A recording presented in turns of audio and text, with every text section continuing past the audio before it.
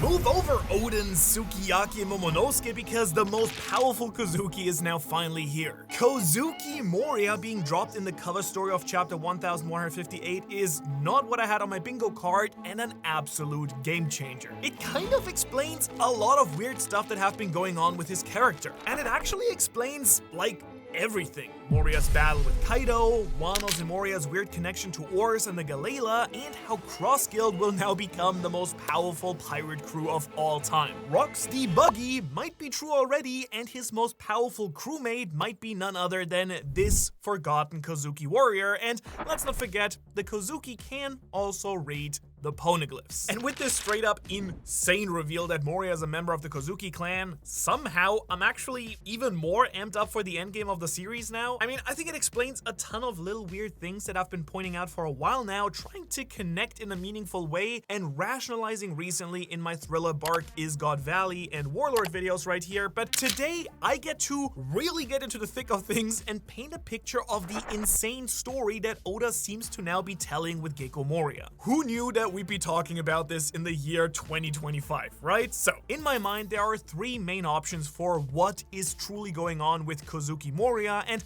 I will run through them and show you why I think that Moria might be quite legitimately a real member of the Kozuki clan. The first option is that Gekko Moria is just the revived body of Kozuki Moria being wielded by the true user of the Kage Kage no Mi, but like, while it does work with the powers and all, nothing else really lines up with what we see in the series and all the additional materials, like Oda giving us young Moria's design here, for instance, the idea that he was a pirate for a while before his battle with Kaido, etc, etc. Next up would be the option that Gekko Moria stole Kozuki Moria's identity after Kaido defeated him, which sure could work, but that wouldn't explain us seeing young Moria at Roger's execution, for instance, in chapter 0. And so that really now leaves us with the truth, I think, that Gekko Moria is legitimately the Kozuki Moria and a member of the Kozuki clan, or at the very least, that is unbelievable likely at this point. Which, as we'll see, opens up some insane stuff for the story, but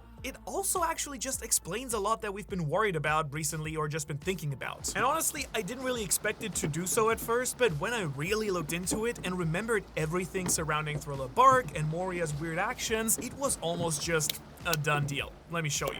One massive thing that comes to mind is the end of Marineford, where Doflamingo tries to ice Moria for being too weak. Remember that one? Now, Moria questions if Sengoku is the one who gave this weird order, but Doflamingo just points up and says, nope. The orders come from even higher up, implying that the Holy Knights, the Gorosei, or maybe even Imo themselves are the ones who ordered the hit on Moria. And if Moria is a Kozuki now, a member of a clan that created the poneglyphs, can read them, and aided Joy Boy, well, that order to kill him makes suddenly a lot more sense, especially once Whitebeard says the One Piece is real. I sure as heck would also try and kill anyone I can that has a chance at deciphering these damn poneglyphs, which Moria might very well be able to do. But if you're still hesitant at this point that Gekko Moria is one and the same as Kozuki Moria, let me put your mind at ease once and for all, because there is a really good chunk of foreshadowing that's made this reveal a little bit less of a shell shock than maybe most people might think. For example, something fun I noticed with the Japanese that I've actually already seen some other people post on the internet too, is that in Japanese, Gekko, when translated, stands for moonlight and uses these kanji, moon and light. Very straightforward. Which also, oops, just happens to be the reversed version of Kozuki, which means light of the moon. Now, considering Moria's shadow powers with his devil fruit, I think Oda using the reverse version of the name is just such a clever, cool little subtle detail here. It's literally like how shadows are the opposite version of people in media, but also how they're still intertwined as a soul. This is a detail I wish I could say I got to first, but someone actually already called it 7 years ago on Reddit, turns out, and straight up, man, what an insane sniper shot of a call out there, so props to that person who pulled that off. Insane catch. Now, did they realize that Moria was a Kozuki? Nope, that was even before Wano, but they did nail that he was tied to Wano. It's no wonder that Thriller Bark was the arc that we got introduced to the concept of Wano with Ryuma and, you know, the country being name dropped and all, and it also makes a ton of sense when you realize like half his army is from Wano too. Moria, we know, fought Kaido in the Ringo region, and as we're seeing now, that battle earned him an honorary grave despite the fact that he actually survived. And I actually kind of think that this stuff now gives me once again a totally new view of Thriller Bark, and specifically Oda's choice to have Moria and Kuma be paired up during this very arc. Because Thriller Bark has now become like incredibly ironic when you consider that this man is a Kozuki,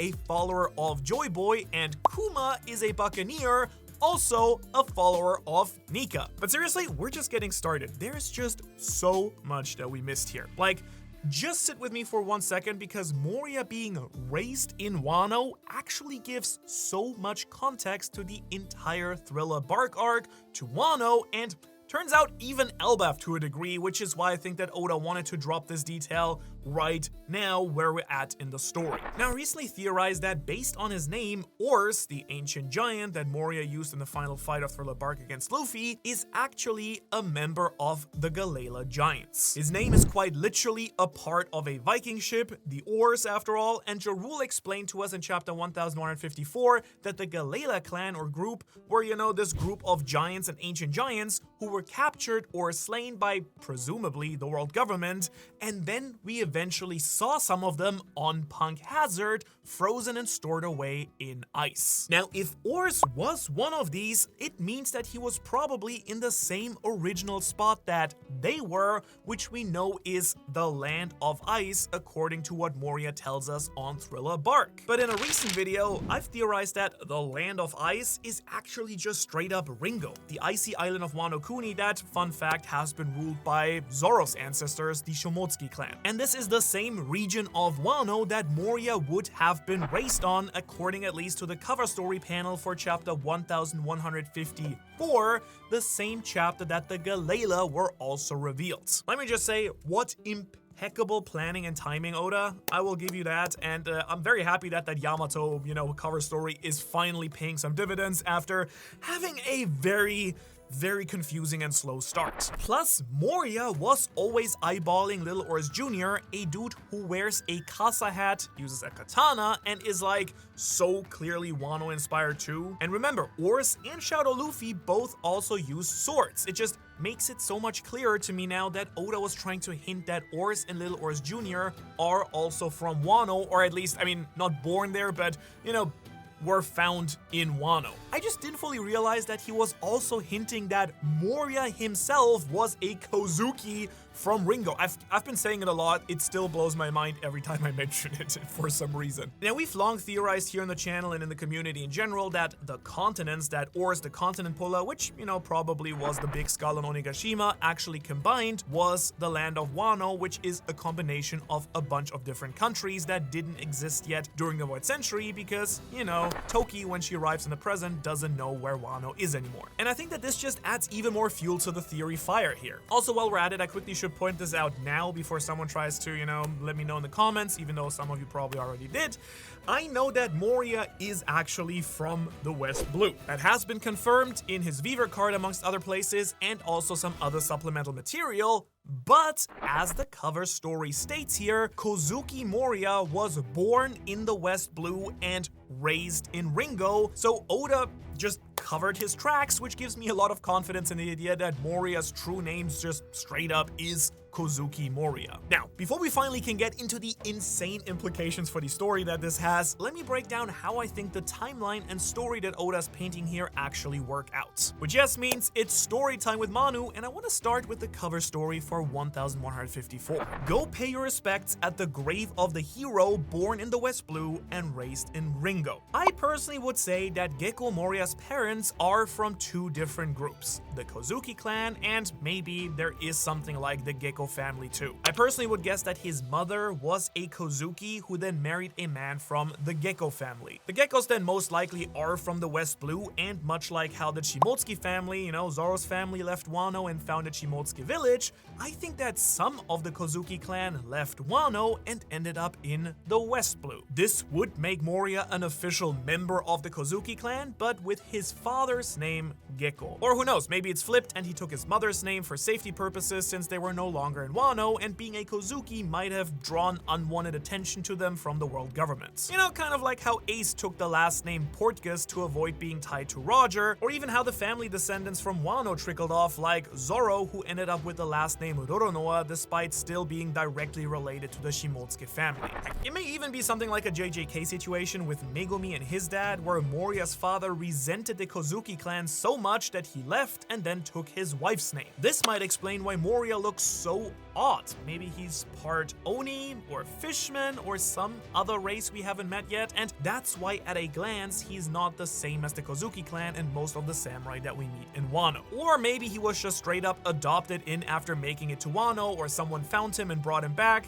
Who knows? I like to think that he's a born and bred Kozuki, and that's kind of the most fun idea for me. If this reveal is what Oda decided to do, then might as well go all the way. And I think what we can then conclude is that Moria at some point went from his home, the West Blue where he was born, to Wano and moves to Ringo. Now this could be because his dad died and the mother felt it would be best to take him back to Wano for his own safety. There's a lot of reasons this could do, and I think that then technically a Kozuki is welcomed in Wano but eventually goes on to become a pirate with the Gecko Pirates. In case you didn't know, Moria is the only person in One Piece who actually was captain of two different crews, the Gecko Pirates and later the Thriller Bark Pirates. Now based on his appearance or heritage, he may not have fully felt that, Wano was where he belonged, or if his family was an outcast branch maybe, he might have chosen to leave once he grew up to be a pirate. Something that, by the way, also lines up here is that around this same time, Kozuki Oden would have left to become a pirate too, so maybe Moria already knew Oden and was inspired by his cousin or distant relative to leave as well and create his own pirate crew, the Gecko Pirates. Next up, we have chapter 1157's cover story, and when describing the grave, the narrator says that he fought against Kaido to protect his village, but perished without leaving a body behind. That means that at some point, Moria comes back to Wano with his crew to defend his homeland, but is defeated. His body is never found, so the people of Ringo make a grave in his honor, but with his family clan name, Kozuki. Now, he could have done this in order to protect his home because life was good there and he actually liked living there. I mean, if he was close to Oden, there's a good chance that Oden may have even summoned Moria back to Wano to help defeat Kaido since he himself couldn't. And that would actually be such a fun and insane twist and, way to tie all this stuff together, Oda, if this is true. But I do think that Moria's always been a little bit misguided and evil. There's a reason he's one of the antagonists of, the pre-time skip saga. So maybe Gecko Moria returned to earn the respect of the people that he just never felt he belonged with. Oden had already returned from his journey with Roger at this point, but was dancing in the street naked once a week and tarnishing the Kozuki name. And Gecko Moria, if he's always been a little bit rotten, may have seen this as his opportunity to defend Ringo and take up the mantle as the daimyo after defeating Kaido. Who knows, he may have even been gunning to replace Oden as the head of the Kozuki clan at this point, but obviously we already knew, and the grave shows this as well, that Moria was ultimately defeated by Kaido. His body has never been found, so the people of Ringo make a grave in his honor, but with his family clan named Kozuki, and if he'd always been seen as an outcast, like a bastard son of the Kozuki clan, this may have been the people of Ringo's way of, paying respects post-mortem for him trying to defend them. Burying him as a Kozuki, finally recognizing him as part of the Wano dynasty. But also there's just a good chance that while he was on Ringo, people just knew he was part of the Kozuki clan. I just think that this is a little bit less likely because I feel like someone somewhere probably should have mentioned that during the Wano arc. Counterpoint there though is the fact that Wano is like hyper isolated from the rest of the world. I mean, we do know that transponder snails get it in though, but there's definitely a case to be made that nobody really realized that Gecko Moria was a pirate sailing with the Thriller Bark pirates, or maybe that's why he chose to then change the crew's name and his own name to avoid being found out as alive and shaming his own family. And of course, it would also explain why he was so desperate to build this ultimate zombie army to finally go back and defeat Kaido once and for all. Maybe, I don't know, we were wrong and Moria had good intentions all along? That would be kind of fun. Alright, with that being covered though, we then know that after Moria gets defeated, he mysteriously vanishes to rebuild his crew and his power, taking Ryuma with him, and I also assume this is when he snatched oars away from the Gala, right, that probably were there frozen in Ringo. But what's even crazier than that though, is the fact that Moria specifically might have been battling Kaido on Ringo, not only to defend his homeland, but also to prevent Kaido from claiming its secret treasure, Pluton. As I mentioned earlier, I think it's increasingly likely that Ringo was the original place that the Galala and Oars were frozen and captured, and if this were to be the case, Moria may have always known that they were there, and as a Kozuki, he may have even learned their true nature. Because I believe that the Galala were the ones who built Pluton, and that's why it's located under Wano, something that the Kozuki clan knew about, and as a Kozuki, there's a really solid chance then that Moria also knows about this. So honestly, regardless whether or not he liked Wano, his family, etc., I think this idea stands pretty solid either way. And seeing as we know that Rox was looking for the Galala, according to chapter 1156, and then Kaido, one of the Rox pirates, ended up claiming Wano specifically, well, maybe Moria's intention were a lot better than we all ever thought possible. If Moria knew that Kaido was going to Wano because he wanted to get the Galala from Ringo, his home island, well, that just is no good, right? The last thing that Moria would want is some wannabe Yonko showing up and dismantling his homeland, searching for the frozen giant warriors that were buried somewhere beneath the ice. And so maybe after he learned of Kaido's raid on Wano, Moria may have returned to try and prevent Kaido from stealing the giant specifically. Now, clearly that didn't work out that well because they did end up, being located to Punk Hazard, as we saw, where Caesar was researching them for both Kaido and Big Mom and the government ?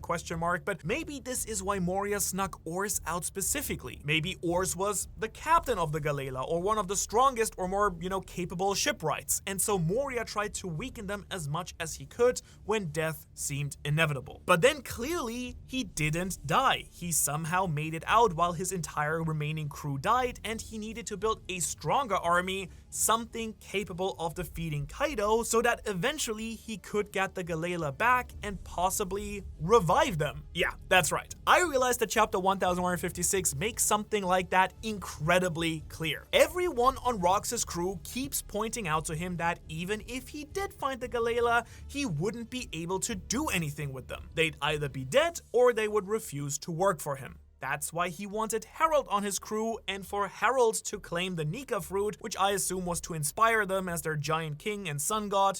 We kind of think that they probably worship Nika. But Moria doesn't have to worry about that at all. With enough powerful shadows that he can use, Moria has already revived Ors, who is probably one of the Galala giants. And he would very much be able to do the same thing with the others thanks to his Kage Kage no Mi. He can solve the problem that Rox was having all along, and that might just be the reason that Blackbeard kidnapped him and wanted Moria to join his crew. Blackbeard knew that his dad wanted the Galala but couldn't control them, and since Luffy is the sun god, and we saw that in the bounty posters, Teach's best bet at controlling the Galala and presumably using Pluton would then be Moria. So what a gnarly reveal by Oda. This is really cool, I gotta admit, and I truly just wish I caught on earlier to this stuff. Like, in the end, with a lot of stuff that Oda reveals later on, it's so on the nose once you realize it. Shadow Asgard, Moria's ultimate move, that is quite literally named after the home of the Norse gods. It is like the most clear piece of foreshadowing for Moria's plot and goals being tied to Elbaf and the giants, Ors being an ancient giant,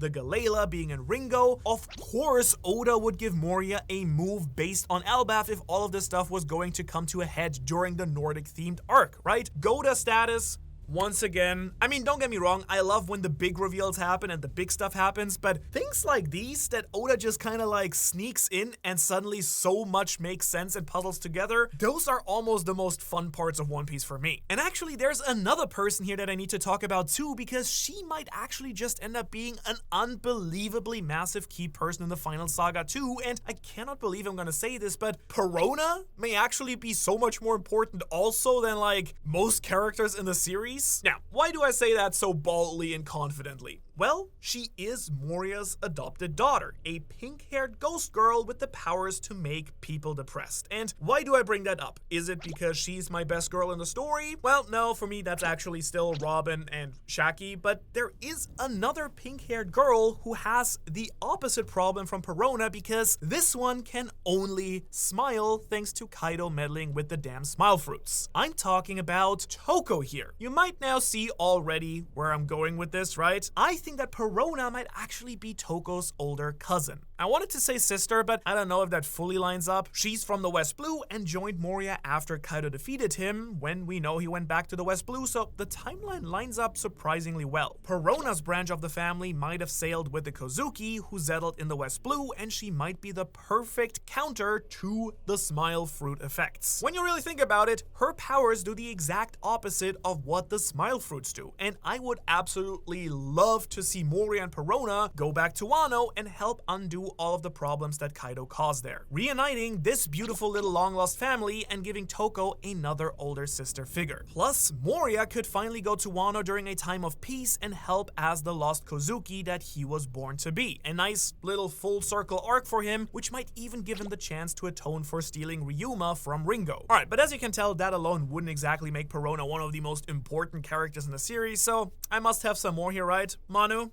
give it to me. Alright. I bet your sweet butt that I do have more for you. Perona can connect Moria to the people who need him the most, and in doing so, would change the entire world. Because remember, Perona spent the entire time skip with Mihawk, one of the current leaders of Cross Guild, and with confirmation from chapter 1126 that Perona and Moria have escaped Hachinosu together, they now need somewhere to go. And while working under Blackbeard might not have been Moria's vibe, working with the other former warlords, Buggy, Mihawk, and Crocodile, might just straight up be exactly what he needs right now, but more importantly, he might be exactly what they need. I think that Kozuki Moria might be the key to Cross Guild's success because he is a Kozuki, which means he's the perfect person to fill a massive hole that Cross Guild has right now for the final saga. They're trying to claim the One Piece now, but they don't have anyone capable of reading the poneglyphs as far as we know. Luffy has Robin, Blackbeard has Pudding, and Shanks has plot armor. I don't know. Knowing him, Beckman can probably read them or some nonsense. Shanks, I'm not worried about. He has some way of you know he has some way of reading them, right? But Buggy has had nothing going for him until now. Moria is in a prime position to come to a mutual beneficial agreement with the squad of former warlords thanks to Perona's ties to Mihawk. She's kind of his key to the Cross Guild castle, and all Moria really needs to do is flex his skills as a Kozuki, and suddenly Cross Guild feels like a massive threat. And Moria would just be an unbelievably huge power boost for them too, because suddenly Cross Guild could have a massive undead army featuring all of our favorite dead people from across the seas. Heck, Moria might even be able to get dead Yonko, like Rocks himself, who knows who, into the battle with his Kage Kage no Mi. Plus, if all of the Pluton stuff we were talking about earlier does ring true too, I can even see a world where Moria helps Cross Guild get access to Pluton before someone like Blackbeard is able to get his hands on it. Or at the very least, they might be able to raid Punk Hazard, and the Gallela will sail with Cross Guild, building them their very own massive warship.